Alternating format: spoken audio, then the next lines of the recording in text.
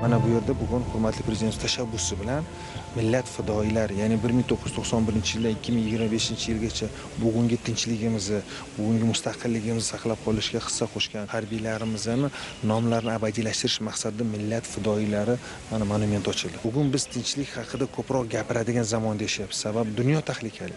Har kun ertalab uyg'onasiz, qayerdadir urush boshlangan. Bu o'z-o'zidan bo'lib qolmaganligini, buni yoshlar bu yerga kelib, tinchlik, shukronalik hissini uyg'otadigan eng muhim joy. Chunki bir yilda bu parkka 3 million yosh tashrif buyuradi bu yerga. Bu qahramonlarimiz bizni shunday yashashimiz uchun jonini fido qilgan va bular hech qachon unutilmaydi. Nomi bugun hurmatli prezident hammasini abadiylashtirib qo'ydi.